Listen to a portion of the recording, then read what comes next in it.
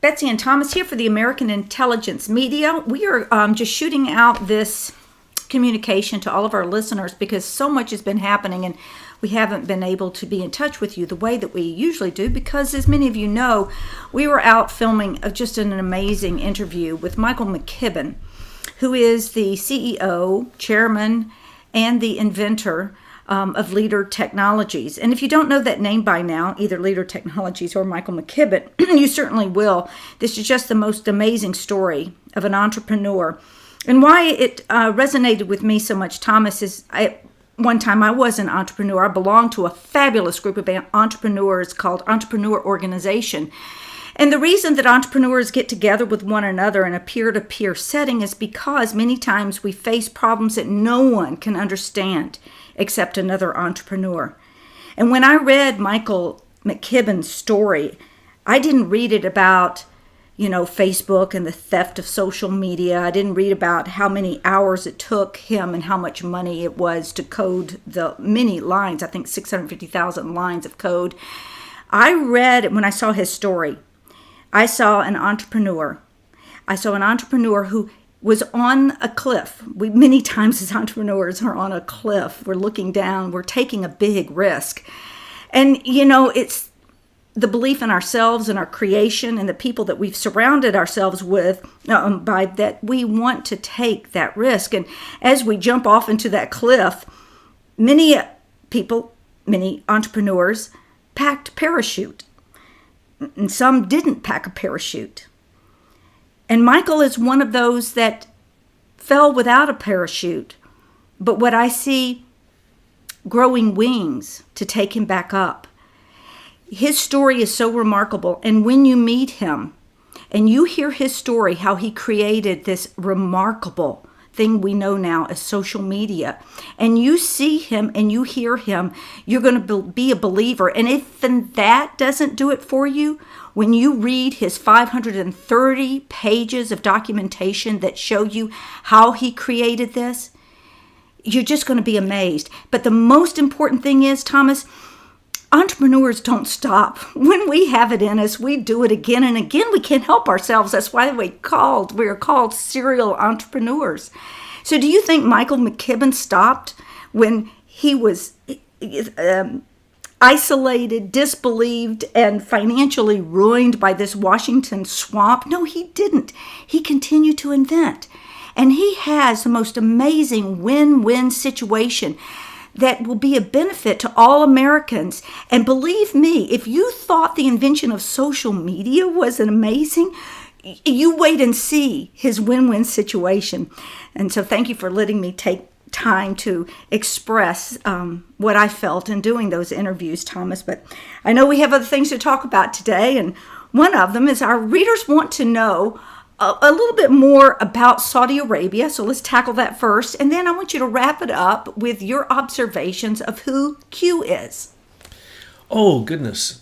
Saudi Arabia and Q, all in one. I also want to underscore what you said about Leader Technologies and Michael McKibben, the founder, leader, and really the genius of the fact that we can come and speak to you this way. He is the guy who put it in place, and IBM and the IBM Eclipse Foundation and the people involved in that, what we know is basically the great social media companies, all took his work and took advantage of it, his trade secrets, his copyrights, his patents, so on and so forth. And it goes on in America on a very large scale, which we have revealed before in intelligence reports.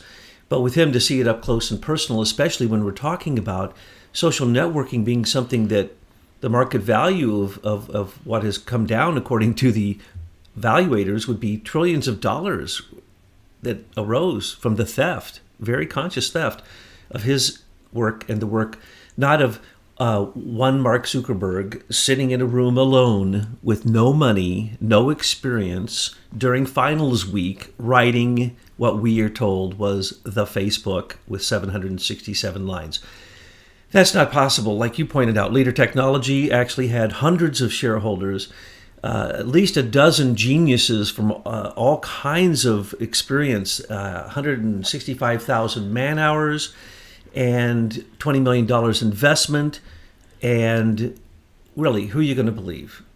Just take a look at these six videos, these amazing interviews with a man who obviously will convince you that he is the person who invented these things, and certainly Mark And he has Zuckerberg a is the front solution. man. And he has a solution. He's got a huge solution. His win-win-win scenarios, he's got 2 or 3 of them, are amazing. We were blown away as we have attempted to study his astounding 530 pages of indictment of a group of criminals in Washington, D.C. who are still there and still doing these very things to other people. And yes, and doing it to other inventors. And we hope that when people see this, if you're an inventor out there and you've had similar experiences, you might step forward and send us your message.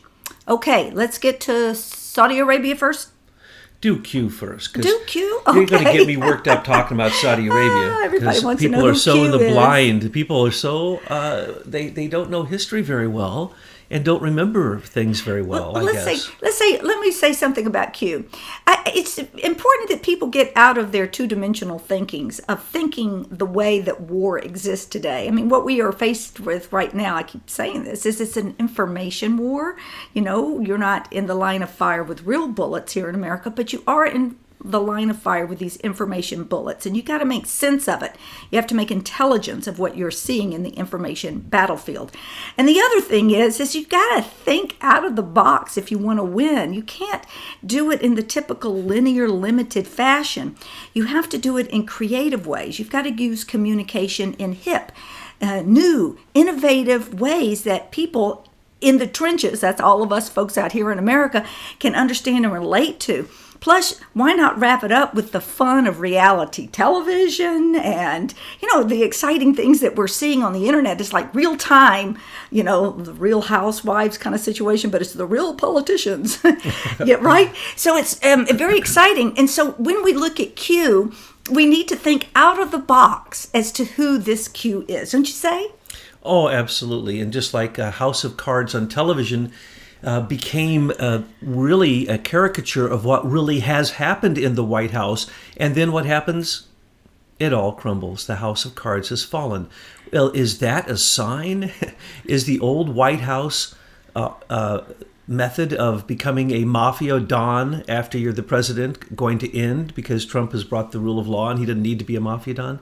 I don't know. It's really exciting. But here's the deal. Well, like he uses Twitter, it's information bombs. I mean, he can yes. tweet out a few words and take down the whole industry. Look at the NFL. Boom. There it goes. He was told a long time ago that sound bites and these image bites that you could put into people's minds are CIA narrative mind control. He used that to rise to the top of the television industry, and he could do anything he wants because he just knows how to do the art of the deal. He knows how to win. And he's winning. And Saudi Arabia is winning so big. He's also winning with this Q thing. Okay, so people have been asking me continuously to talk about Q, right? Have I talked about Q at all? No, not yet. Betsy? You were saving it for last, I think. Saving it for last. Because last time I read Q's last message, Q said Q ain't talking no more. Well, I don't know. I think Q sent out more messages because people keep calling me and telling me what Q says. Okay, here's the deal. I'm going to hopefully clear this up for you once and for all. There are only 3 levels of security once you sign a security agreement: confidential, secret, and top secret. Other things like Q or L it's A through Q, okay? A through, so all of those, you get different sections when you're in compartmentalized security information. So Q means basically you're in the White House and you have the clearance that the chief of staff would have. You're on the National Security Council. If you're L, you're the president. If L with SCIF clearance, so a secure compartmental information, specifically compartmentalized, okay? But what does the White House have? It has all, because let's remember, all 17 agencies work for the White House. So if you have Q or L, then you have SCIF in the White House. So you had what Susan Rice had to be able to manipulate the entire Democratic attack against the Republicans during Trump's rise to the presidency, his legitimate presidency, which he won against all odds and even with all their cheating. So when you have that, that's completely different than having anything above top secret. There is nothing above top secret. Okay, so all those who talk that way don't have any experience in that realm and are very naive. And you hear many people, and even citizen journalists, who act as if they have all these things. Well, here's what I had. All right, I had the higher than the president. The president didn't get the level that I had, which was crypto clearance. The president doesn't need to have crypto clearance. He has a person there at the NSA with his black box, or what they used to call the football, and they have the ability to work the machine, which I worked. I was speaking to them. But that was in the olden days. No, Does that no, no. still happen? No. This is absolutely the way it still happens, because it hasn't changed one iota, and the laws are still the same. I would have to, when I would send things encrypted on a microwave, make sure that it was there. I had to have it on the president's desk within 10 minutes, because I was in the crypto room and the communications and what's called the Collection Operations Center. I was the director of that, plus I had crypto clearance. I had the highest clearance you can have. Okay. That is the highest clearance you can have. The president doesn't have that. So Q, what is Q? Q means that person's trying to say they were in the White House. Aha! Okay. But the person then said, I only have compartmental information. Q said, I only have compartmentalized information. I cannot see what is outside of what is at my position. He's talking about an NSA metadata collection person. In other words, a person who would go into a SCIF to look at metadata for a specific thing. That would be the White House. Now, who could have access?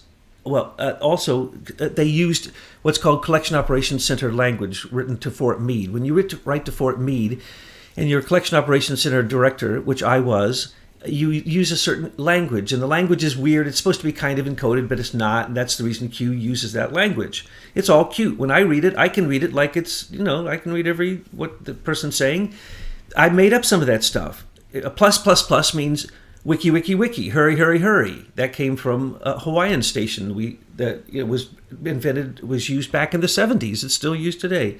So why? Because it's basically the same computer at Fort Meade, Maryland. I could go into all of that, but that's where for a long time, the largest computer in the world was. Now they've changed it and they've upgraded it, and it's even bigger. And they have another one in Utah, and they have another one in Scandinavia. Anyway, this person is actually giving us some information of metadata. That's the reason some is wrong, some is right. So they don't have Q clearance. You think Trump has tweeted something that was incorrect? He has Q&L clearance. He has all the agencies feeding him all the information that they're supposed to. They all work for him. Many of them forget that. They all work for him. He can fire them all. But what is really going on there is a political wagging of the dog's tail. The tail is wagging the dog in this particular case. So who was putting out that information? Who would know what was about to happen in Saudi Arabia? Who would know to use Collection Operations Center language from Fort Meade, showing that they are NSA? Who would know that they what levels of clearance are involved in the White House? Here's my guess, and I got confirmation of this from one conclave member, and that is that it's probably, what's his name? Anthony Scaramucci. Of course, he came in. He was the hammer. He was the heavy man. He was. He got rid of Reince Priebus, who was actually used to get through the Republican, as you have pointed, it was Republican National Committee, was to get him out of that position and attempt to see if he could do anything in Congress to prove to everyone that even the head of the Republican National Convention, the person in charge of the illegal money for all of the illegal campaign, couldn't even get Congress to pass anything. So he got rid of him and has a general in there. Now they all know this general's serious. What happens with generals, and what happens with the National Security Agency, and what happens with Admiral Rogers? Why is he the only head of the intelligence agent remaining? Because he's military. If he says the things that Clapper or Brennan say, he can be court-martialed. They can't. They're corporate. They're lawyers. They're FBI. They're CIA. They are not held responsible for anything. They can even trump the president by saying this is international counterterrorism Mr. President, I cannot tell you this. It's just like Comey trying to play that game at the FBI, where it used to be the FBI, counterterrorism, did have the authority to say to the president, I can't tell you, Mr. President, I cannot answer that question because you have not received the clearance, the compartmentalized clearance to know that information. So what are we playing here? We're playing a game. We're playing a game of metadata, watching the news, and that person basically just being another Trumpite, white hat, who was doing a good job. They even pulled me in. I read all the first communiques of Q, and I'm laughing my whole time because my friends are saying, what does that mean? What does that mean? And then I tell them, and they'd go, how do you know that? I said, it's been used since the 70s. But Thomas, take a breath. The thing is that Scaramucci went in as a communications director, and he's still operating in this realm of communication and people will go, well, wait a minute, but he's no longer there. Well, you got to think out of the box, people. I mean, you got to communicate to the people in a way that they're getting it, and it's through this deep underground network that we have built in alt media. It's on Reddit, it's on Steemit, it's on YouTube, but we know if you're in that stream, you know where it exists.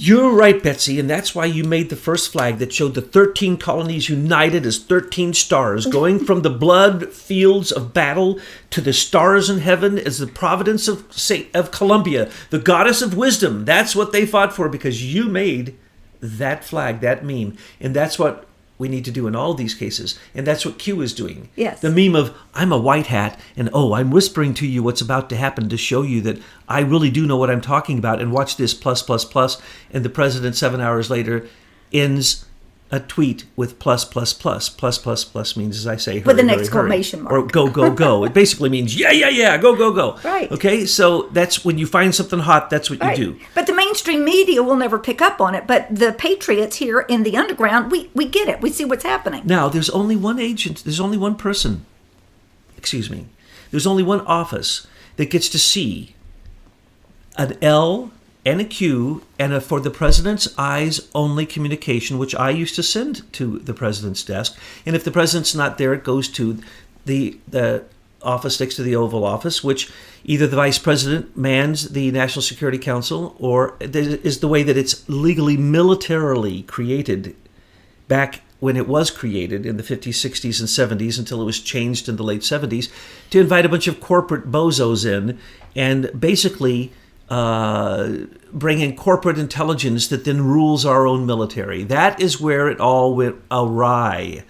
Because when it you should go to the president's eyes only. It doesn't say for anyone who has a top secret clearance at Booz Allen Hamilton, at Lockheed International, at McDonnell Douglas, at Vladimir Putin's office, at the Kremlin, That's where it's all going. All of our international nonsense is being given to everyone because the corporate agencies representing us in intelligence represent the other side too. It's insane. So I used to think when I worked in this capacity that when I stamped it for the president's eyes only, that it was for his eyes only. He might not have ever seen it. That's called the presidential wrap-up. I used to read the presidential wrap-up every day.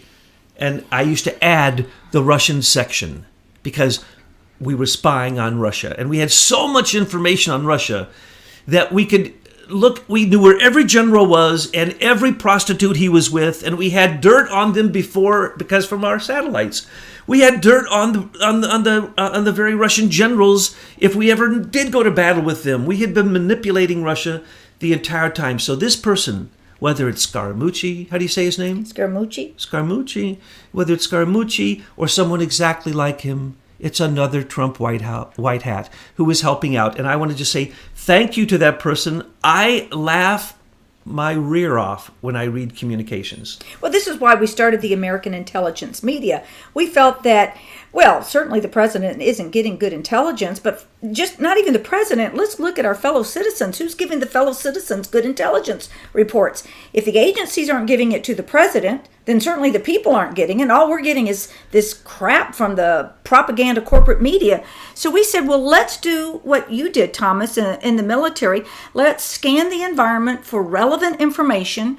Let's sort out what's important, what's not. let's present it in an intelligence report, which you can read at aimfortruth.org, which is like a dashboard of the intelligence that we're giving you every day. Isn't that right? That's right. And for the first time in my entire radio history, I'm going to use the word segue. And I don't mean the one you climb on to ride around. I mean, I'm going to musically go from one section to another. The word is always misused. It's a musical phrase.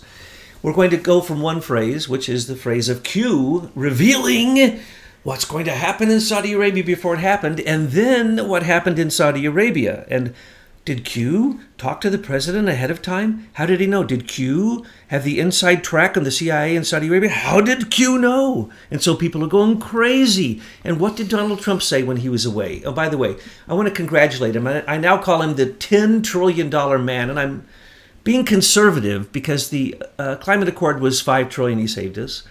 And he's already saved us $5 trillion in the stock market going up. So that's 10 trillion. It's probably more like 12 trillion. But anyway, shall I exaggerate? The $12 trillion man, Donald Trump, travels more and sells more weapons to the Saudi Arabians. And I'm going to get into this in a minute. And I just hope you just cut the radio off. Because no, go for it. I'm going to get really upset here in just a second about how the stupidity of what Obama has created. He should be locked up and then tried. Yes, all of them should be. You can't let him flee because he's already got compounds in Dubai set up that are militaristically set up so that they can defend against anything where extradition cannot reach him. Listen. And this man it's shocking he's still alive. He's such a war criminal, and it's shocking he's not called a war criminal. I'd rather see all of them go in, get their little indictment. They don't have to tell us. They get a little medical boot put on them, which is nothing more than an ankle bracelet, which is nothing more than the scarlet letter that the public can see, and then tell them, yeah, we're not going to put you in prison, but you can go out, but you're going to have to wear your boot. And then that is going to begin to tell us who these criminals are. I wish it were true those were trackers, because they need one on Obama. Well, I'm just giving them an idea. This could be a very good thing, but I deflect. All right. Let's tackle Saudi Arabia. We've already seen evidence that over $1 billion by Hillary and Bill were shifted to the very place that Obama has his compound all set up. This was in the news. I guess people just forget that there was a general fired over this when Obama sent the general to set this compound up before he left the presidency. I mean, why would anyone do these things? Why did he use top Navy SEALs to go in and to assess the validity of the security of this facility?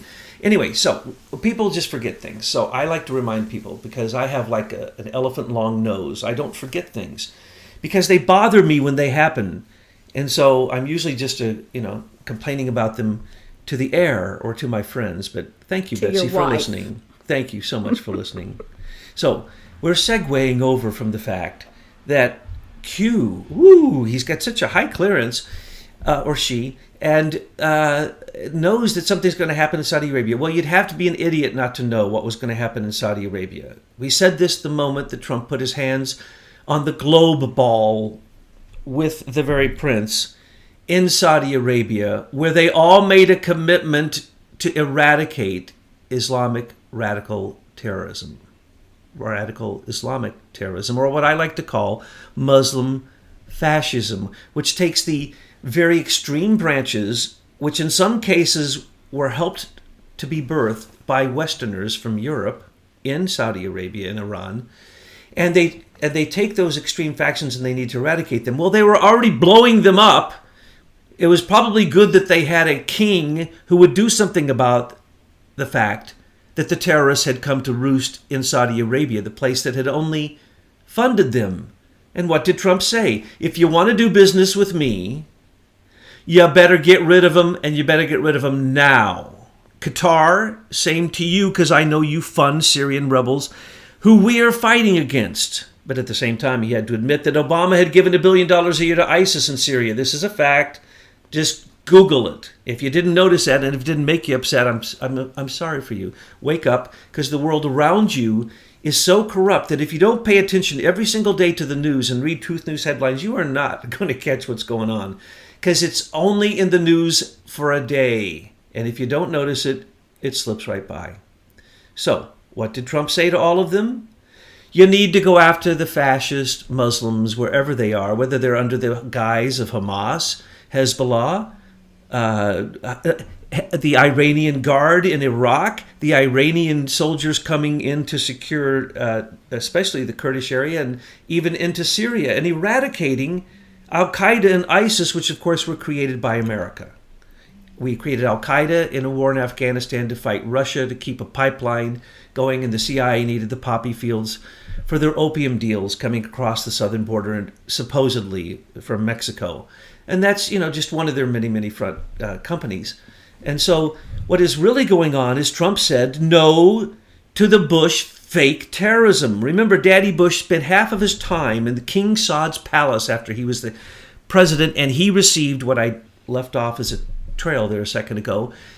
Ex-presidents can receive the top intelligence report from the counterterrorism, the National Counterterrorism Center, which is usually the person reporting to the president what the 17 intelligence agencies say. Remember, 65% of those are corporate intelligence. They are civilians making money. They are not bound by military security agreements, just like Hillary isn't. Just like Rod. See, if these people were, many of them had been in the military, they should know these things, but they obviously weren't in security in the military because you sign contracts that go for basically your whole life, as well as prison time. I mean, they throw you in prison, then they try you. Okay, that's what should be happening in these cases of espionage. The case of Hillary's emails, espionage. Huma, espionage. Anthony Weiner, espionage. The Alwan brothers, espionage. Debbie Wasserman Schultz, espionage. Seth Rich, espionage. Where are the D.C. lawyers trying the espionage cases? And then they want to say that Russia is the espionage case? Oh, that's completely ridiculous. Anyway, going back to Saudi Arabia, when he said there will be no more Islamic radical terrorism, they all freaked out. And so what did they plan to do? Off the crown prince's, basically the king's chosen heir, who is now this 32-year-old radical, who is in complete alignment with Trump. What did he say? He'll be making an announcement when he gets back to the White House. Has he made that announcement, the big announcement? No. Why? Because Saudi Arabia is still purging. And they're going to continue to purge until the Western influence brought in by the Bushes and continued through Henry Kissinger's OPEC that basically created the petrodollar. So when Trump said this, what happened next? Only a blind person would not know that Russia and China were setting themselves up to lie and say they were going to have a gold-backed currency and they wanted in the IMF. Well, we let China in on the basis of their word that they had these things, and they didn't. Their fake gold in Shanghai is fake, folks. They have 2,000 tons, not 10,000 tons. They cannot have a gold-backed yuan, so therefore there cannot be a yuan dollar to replace, yuan petrodollar, a petro yuan, or petro ruble. There will never be such a thing. Just use your brain. Just go to Google and say currency, and it will show you that America has between 80 to 90 or more percent of the currency. That's the only reason we are the credit currency. There's nothing backing our currency. The only reason we're in charge through the petrodollar, we have the only currency that can handle the volume. We have the military too. Oh, well, there's barrels of oil and there's barrels of guns. And we stole the oil from Saudi Arabia. The Rockefellers did. Okay, and they became what? Chase Manhattan. And who are they? They're buying gold and silver. They've been so many corrupt cases, so many billions they've had to pay. Come on, these CIA bankers. But I don't know, there's something about Chase, it comes to mind that they did a deal with the government, that they're actually a government agency or an arm of the government. It was back from their rigging before. And so it seems to me that we'll be able to go in, the good guys, and confiscate all the silver and the gold that they have that can be used to reset or back our new currency. Chase... I know that's a crazy thought, and I haven't really thought it out, but I get no, you're 100% right. I'm going to get sidelined on this, but I'm going to give a sentence to that. And I'm like, I know I see it. For 4.5 years, Chase and Citibank were charged with fixing the silver rate. And when it was found out that they were guilty, finally, after litigating for 4.5 years, they say, yes, we were told by the Treasury to do so. So they asked the Treasury, they said, yes, we did. We and told that them makes to do them an so. agent of the government. They are an agent of the Okay, government. they're an agent of the government. So all that silver that they have on premises is ours. The 5 big banks and the 5 big brokers all run through the Fed. And the Fed is a private corporation. So we have given over our entire economy to the fake Fed. But the deal is the Fed doesn't set our monetary policy, the Treasury does. So it can all be taken down by one bank, the Federal Reserve, going bankrupt. That would take down the 5 big banks, and you're right. All the silver and gold holdings, which are in this country, which is very interesting. This is really no different. In coin, by the way, Citibank and Chase Manhattan have the largest silver coin holdings in the world, and they sometimes buy out all that are minted in a year, and that's because they were controlling it. They buy short and long alternately, seasonally, with derivatives that keep them afloat. Thomas, billion-dollar derivatives. Thomas, this is no different than Saudi Arabia, where they get these guys and they're going, okay, we'll give you your freedom, but we need 70% of your wealth. Well, first off, if you get that wealthy and blank is hitting the fan, then we need to confiscate it back into the hands of the people. Henry Kissinger said to the princes at the OPEC meeting, which were the princes from the 13 nations, the oil-rich nations, he said to them, we're going to create international banking outside of your country. He taught them how to use offshore accounts so that they would have as much money in offshore accounts as all of the active currency in the world at any one time. And OPEC achieved that by going from $1 a barrel to well over, to $100 a barrel or more. And why? Because Henry Kissinger led that, and that's what created the petrodollar, and that's why Kissinger and Nixon got off the gold standard. Because no gold-backed currency can handle even the oil, let alone the rest of commerce. So it's complete nonsense. So when Trump went there, he knew that China and Russia were going to try to scare everybody by saying, yes, if Trump says no more radical Islam terrorists, that these countries would freak out because they give money to do this, because Shiites and Sunnis, just like Protestants and Catholics, will fight to the death until there's not one person left standing. Well, there will be one, and that might be the Pope. Who knows? It could be a king of the Palatinate in Germany at the time, that were fighting a 30 years war, for instance, just one war, the 30 Years' War, where the Catholics and the Protestants killed each other mercilessly nonstop. Well, it's no different in Islam at this time. They are still developing through that. And they are theocracies in many cases. And theocracies mean whoever the theocrat, Shiite or Sunni, is an enemy of the opposite Shiite or Sunni theocrat. That's why Iran and Iraq will fight to the death. That's why Qatar, which is connected to Saudi Arabia and could be overran at any moment if they wish to, is fighting over the liquid gas in between Iran and Qatar. And that's why Russia and China moved into Saudi Arabia and tried to do deals before Trump got there. Trump got there and Trump trumped them. Their deal was they wanted the oil.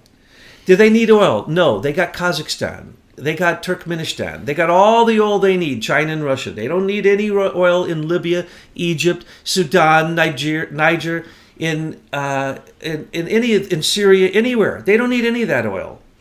What they need is simply control and to break the back of the U.S. dollar. Well, they can't break the back of the U.S. dollar because it's based upon the IMF.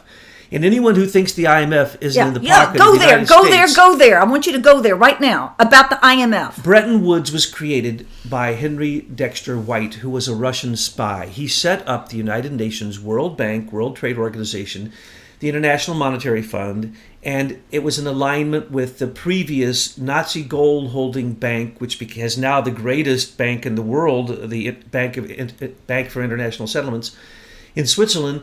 Those banks are all globalist internationalist banks, and they are a complete scam. If we wanted to, we could stop funding the UN. All of them, but BIS would end. So Trump has already said he's going to stop funding the UN. So the IMF tried to lure for years China and Russia into the IMF by saying, if you had a gold-backed currency, we'd be more inclined to let you become what's called a reserve currency that can draw down the SDRs. Well, they were never going to get those. Those are for Americans. The IMF runs out of Washington, D.C. I mean, anyone who doesn't know it's basically a branch of the Treasury just didn't look into history. So the Russians have always known it's a scam. That's the reason they're not part of it. The Chinese got in, and what did the Chinese do? They faked 8,000 tons of gold. It's all fake. The China, even if they had 10,000 tons of gold, it still wouldn't create a currency large enough to handle the currency that America handles off of our credit. We have at this moment in our currency. Okay, people don't get this. It's so simple. How much debt do we owe to the world? We owe at least 20 trillion to the central bank of the Federal Reserve. We owe another, who knows, some say 30, 40 trillion in off-book accounting that the central bank never put on their books. Plus, they own all the stocks. They own a third of the stocks in the stock market. Plus, in that, they own most of the houses that are still under mortgage in the United States of America, which are bad mortgage bundled Reminds debt. me of that character, and you stuff him and you stuff him and you stuff him and he's getting ready to explode because he owns everything, he's eating everything. That's what the Fed is. And if the Fed clears their balance sheet, then we crash. But here, let me make this perfectly clear. Here's what Trump did. Trump said to them, forget Russia, forget China, and he told them exactly what I just told you because anyone would know that. Bannon would know that. His whole inside intelligence group would all know that. Anyone who ever paid attention to news closely would know that. We know that the Chinese tried to make a cyber war attack on us, blaming it on North Korea. We know they're using North Korea to say that they're hands off on their nuclear and that they did nothing for 25 years. No, China let Russia come in and America come in and give untold billions. Obama gave $4.5 billion to North Korea to create their nuclear plan. So they are nothing more than a voice box for China. China was trying to do, now they're trying to do an oil war with us. Good luck. Here's the deal. Trump them. He told this prince, get your balance sheet in line and I will let you trade on the New York Stock Exchange and you won't have to buy our stupid bonds that we've made you since the time the Rockefellers took over your country. Buy our U.S. Treasury bonds and you have been basically screwed in the process. And when you sold most of them on one day, what did we do? We printed money and we bought them. We don't care how many Treasury bonds you have. We print money. We give you fake money. We give you credit. You give us oil, we give you credit. Now, we're going to let you trade on the New York Stock Exchange and we'll let you be in the old boys club and we'll let you rip off America through the stock market by basically, it's a tax haven, folks. It's a tax haven. That's what the stock market is. It's a game. It's a gambling casino. They're going to let Saudi Arabia enter there, and the fake attempt of China and Russia is nothing more than hot air. And what Trump did is genius because look at the way the dominoes are falling there in the Middle East, exactly as the dominoes fell every time he goes to any foreign country or takes any action which is honest, truthful, and is part of the rule of law. It isn't because he's doing anything new. He's just going back to the standards upon which America was based. Is that all you have to say? Do you have any wrap up for us? Oh, I haven't got started. Well, we've gone 38 minutes, Thomas. Okay, let me just say something about what happened to Saudi Arabia. When we started with the Rockefellers there, we stole all the oil. And we told them we were going to build these oil rigs and we were going to give them the supplies and we were going to bring in foreigners and we're going to dig it for them and we're going to build them cities and we're going to take them out of the deserts and we're going to give them all the water they want. And the princes in Saudi Arabia decided, fine, we'll just become filthy rich and the peasantry will remain peasants. Still true to today. We'll give women no rights. They are the worst country in the world. I would have never, ever, as a president, done 1 second of business with a country that allow women to be lower than a slave. They are lower than an animal. They are called chattel. They are simply a belonging. You can do whatever you want to a woman under Sharia law. Well, it totally suppresses the feminine. It's the in most all horrible aspects, even covering up the physical body, total suppression. Same thing with China. It just makes me sick when I walk around and I see young women walking around hiding themselves here in America, and they think that's progress. Girls, wake up. You are undoing what women my age have fought a long time to give you. It's the freedom to express your feminine. Islam, translated roughly in English, means submission. And that's what the Islamic people do 5 days a day, five times a day. I'm not submitting to any bow man in in my submission. house, I'll tell you that. In America, we're the opposite. We don't even have to have a religion anymore. People are their own North Star. They have their own conscience. They do not need any ruler, whether it be a Protestant, a Catholic, a Jew, a Muslim. They don't need anybody telling them what to do. That is the beauty of Columbia, the Washington, D.C., the District of Columbia. Columbia was the being of inspiration for America. That was the being of Sophia.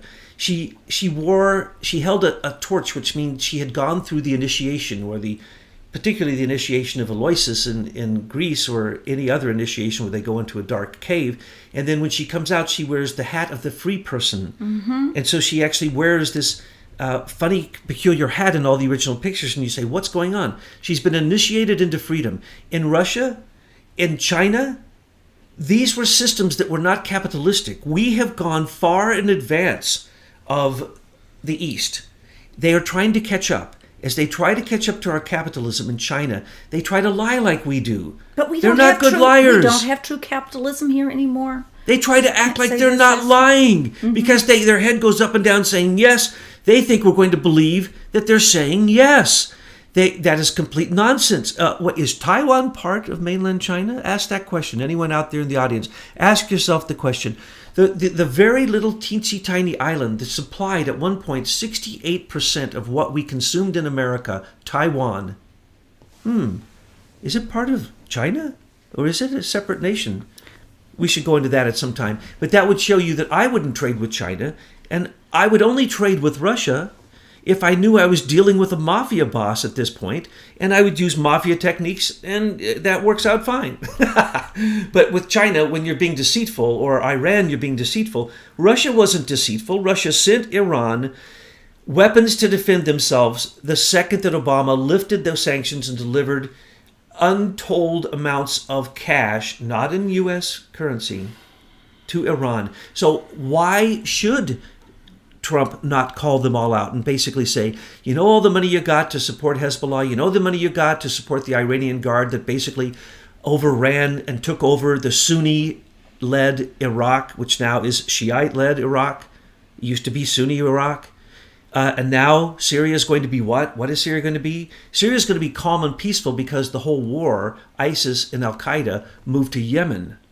And so when you're talking about bombs, I love it when people say that the missile that was launched from Yemen into Saudi Arabia that came near their airport was probably, this or that missile. Hello, right before Obama got out of office in his last year, he sold those missiles to Yemen. And what's really amazing is within, I think, 48 hours of him leaving office, he bombed Yemen. He has created the war in Yemen on purpose. He actually airlifted the ISIS leaders that were left and the Al-Qaeda leaders to Yemen and to Somalia. This is a known fact. There are pictures of them leaving Mosul. There are pictures of them leaving the last strongholds of Syria. And where did they end up? They ended up going to Yemen. I know you have a lot more to say about that. Maybe you and John can jump on the phone sometime and take it further? Well, let me just say one final thing. Okay. Trump has done the best thing for the Muslims that anyone could possibly do. He's brought them back to their spiritual core. If he can get them to recognize that the Sharia laws holding back women are archaic and need to move forward in time, which I think they will, because some modern Muslim nations have done that, even though they are theocratic, they still have a secular and a theocratic section. Even Iran is that way.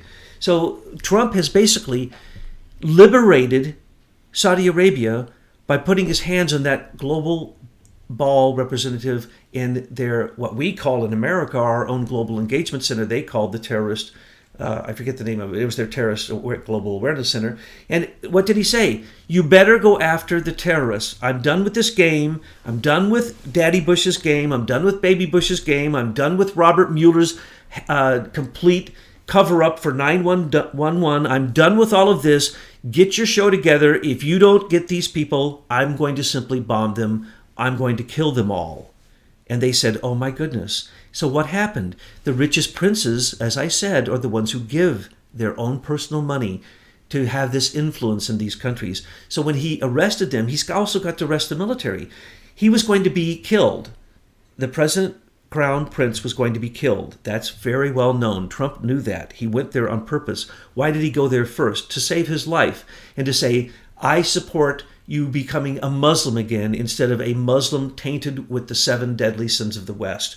And these Muslims who are being detained, these princes, they all need to go down. They're all corrupt. They all stole money from OPEC. They all have offshore accounts. They all have pieces of America. They all own anything that money can buy. And so the treasury bonds are gone. The petrodollar is gone because of fracking. We are still the world leader. China and Russia's attempt in Saudi Arabia is nonsense. Saudi Arabia will prevail, and any Muslim nation that stays true to their real religious principles will be fine. Those who attempt to go out and create jihad against Western ways and then allow those Western ways into their country simply invite the devil into their own home.